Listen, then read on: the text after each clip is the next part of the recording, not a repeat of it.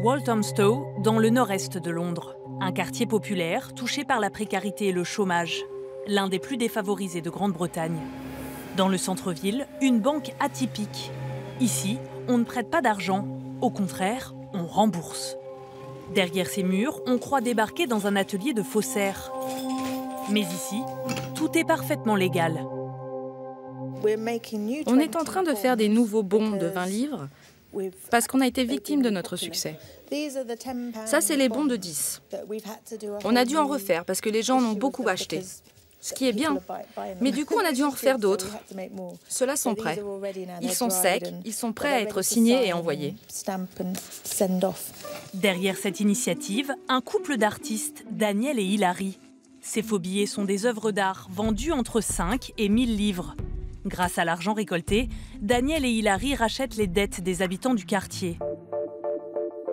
Quand une personne contracte un prêt qu'il ne peut plus rembourser, la banque vend cette dette à un organisme de recouvrement. La valeur de revente de la dette est alors inférieure à sa valeur réelle. Et c'est là qu'interviennent Daniel et Hilary. Avec seulement 20 000 livres, ils ont racheté pour 1 million de dettes et aidé plus de 400 foyers endettés. Voici les tout premiers billets que l'on a imprimés. Tous ces gens ont été énormément affectés par l'austérité économique de ces 10 dernières années. Ils ont tous fait un travail formidable dans ce quartier et nous voulions leur rendre hommage en les mettant sur ces billets. Parmi ces héros du quotidien, Gary, le directeur de la banque alimentaire du quartier. À seulement 8 km de la City, l'une des plus grandes places financières au monde, des centaines de familles viennent le voir chaque semaine pour pouvoir se nourrir. Ces gens qui viennent ici ne nous disent pas « Oh, je viens juste d'acheter une voiture la semaine dernière ou une maison ». Ils empruntent de l'argent pour rester en vie, pour pouvoir se nourrir, payer les factures. Ils ne sont pas extravagants. Ce n'est pas comme s'ils s'achetaient des choses de valeur. Ils empruntent littéralement des centaines de livres juste pour vivre au jour le jour. Alors oui, la dette des gens dans ce pays, ça devient de pire en pire. En un an, il a constaté une augmentation de 64% du nombre de bénéficiaires. Une situation qui ne touche pas uniquement les habitants du quartier. Au Royaume-Uni, la pauvreté a atteint un taux record en 2018, plus de 23%, le plus haut niveau depuis l'ère Thatcher. Nous avons rendez-vous au siège de Positive Money, une ONG qui défend un usage plus citoyen des politiques monétaires. Rachel Oliver est directrice de projet de l'association. Nous avons beaucoup de problèmes en ce moment dans notre économie.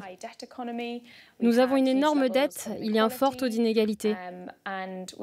Nous avons un secteur bancaire trop imposant et pas assez d'argent injecté dans l'économie réelle. L'une des causes principales de ces problèmes, c'est la manière dont notre argent est utilisé par le système bancaire. Nous devons réformer la manière dont le système fonctionne. De retour à la banque, si le projet d'abolir définitivement les dettes des habitants du quartier semble utopique, Daniel voit dans son projet un moyen de dénoncer les dérives du système bancaire.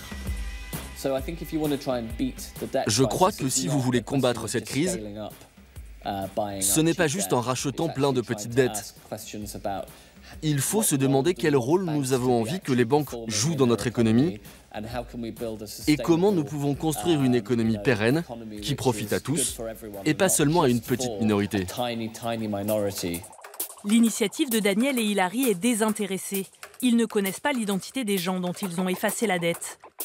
Mais le problème semble loin d'être réglé. Malgré la bonne santé économique du pays, un Britannique sur 5 vit toujours sous le seuil de pauvreté.